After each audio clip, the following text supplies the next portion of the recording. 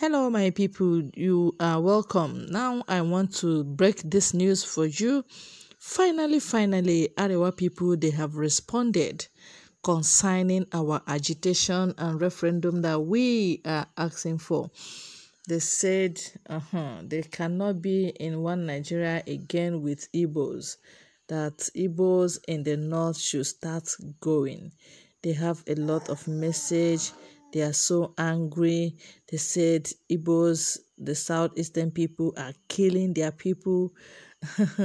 And I asked, who are the people killing our own people, even in our lands? Thank God we did not come to the north to kill them. We are killing those we are killing in the east because they want to kill us. They are raping our women. They are raping our mothers. They are abducting us. They are cutting our parts in pieces in the southeast. So, referendum is it. Do not tell us you are only dealing with Igbos. You are dealing with Biafrans. And that is what you cannot deny. You can't just deny that. So I want to allow you to hear this and please share, because their message they take more than serious. Their words they take more than serious. More than we used to take our own message serious. They do take their own serious. So it is better you listen to the Arewa Youth Development Foundation, Arewa Students Forum, and Northern Emancipation Network, leading 16 other northern groups. And it's called the Kaduna Declaration. And we read it now. The preamble is: the persistence for the actualization of Biafra by the unruly Igbo of southeastern Nigeria has lately assumed another alarming twist, which involved the forceful lockdown of activities and denial of other people's right to free movement in the southeast by the rebel indigenous people of Biafra and its overt and covert sponsors. This latest action and similar confrontational conducts, which amount to a brutal encroachment on the rights of those termed as non-indigenous people residing and doing lawful businesses in those areas illegally demarcated and defined as Biafra by the Igbo, are downright unacceptable and shall no longer be tolerated. Persistent Igbo threat to national integration, the above-named pan-northern groups met with several others and reviewed the current position of the North and jointly came up with the following observations. A. Number one is Igbo provocation. A. The Igbo people of the Southeast, without remorse for the carnage they wrought on the nation in the 1960s, are today boldly reliving those sinister intentions connoted by the Biafran agitation that led to the very first bloody insurrection in Nigeria's history. B. Emboldened by the apparent indifference of the Nigerian authorities, the Igbo secessionist tendency is widening in scope and action at every stage, with adverse effects on the law-abiding people of other regions residing in or passing through the East, while the Igbo leaders and elders, by their utterances and direct action or inaction, appear to support and encourage it.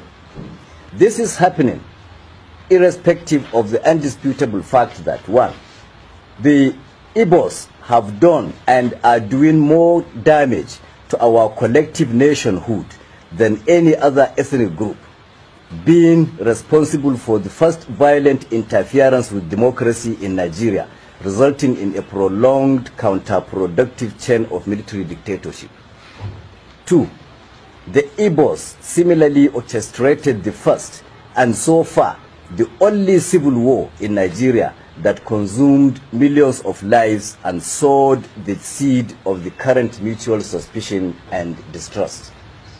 Three, the Igbos are also responsible for Nigeria's cultural and moral degeneracy, with their notorious involvement in all kinds of crimes, including international networking for drug and human trafficking, violent robberies and kidnappings, high-profile prostitution, and advanced financial fraud. 4. At the peak of the devastating Boko Haram violence in some parts of the north, available records show that the Igbo people have variously been apprehended while attempting to convey caches of dangerous arms and ammunition to the troubled regions. 5. There are today sufficient reasons to suspect that some Igbos masquerade as Fulani herdsmen to commit violent atrocities across the country in order to cause and spread ethnic disaffection. 6. It is also on record that since the inception of the current democratic dispensation, the Igbos have shown and maintained open contempt and resentment for the collective decision expressed by majority of Nigerians at various stages via generally acceptable democratic processes. Then there is the factor of the docile northern response. A. While these provocative acts of aggression persist and grow in dimension with each new move, leaders of the North, whose people are at the receiving end of the threats, appear helplessly unperturbed. B.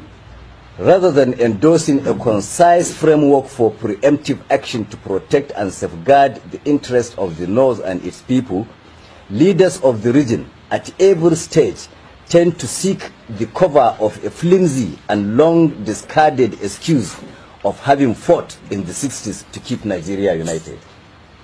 C. Without pursuing a resolute action plan, these northern leaders have adopted and been dragging its people into a pitifully pacifist position in order to sustain an elusive national cohesion that has long been ridiculed by the Igbos. Our stand. 1. From today, when this proclamation is signed, the North, a critical player in the Nigerian project, hereby declares that it will no longer be disposed to coexisting with the Igbos and shall take definite steps to end the partnership by pulling out of the current federal arrangement. 2. This conclusion is necessitated by the realization that it since ceased to be comfortable or safe to continue sharing the same country with the ungrateful and cultured Igbos who have exhibited reckless disrespect for the other federating units and stained the integrity of the entire nation with their insatiable criminal obsessions. 3. Rather than certain sections holding the whole country to ransom at every stage, each should be allowed to go its own way, as we categorically proclaim today that the North is fed up with being the same country with this pack of acrimonious Igbo partners. 4. The North hereby openly calls on the authorities and other national and international stakeholders to acknowledge this declaration by taking steps to facilitate the final dissolution of this hopeless union that has never been convenient to any of the parties. Prelude to final separation. 1. Recovery and control of landed property. As a first step, since the Igbo have clearly abused the unreciprocated hospitality that gave them unrestricted access to and ownership of landed properties all over the North, our first major move shall be to reclaim, assume, and assert sole ownership and control of these landed resources currently owned, rented, or in any way enjoyed by the ingrate Igbos in any part of northern Nigeria.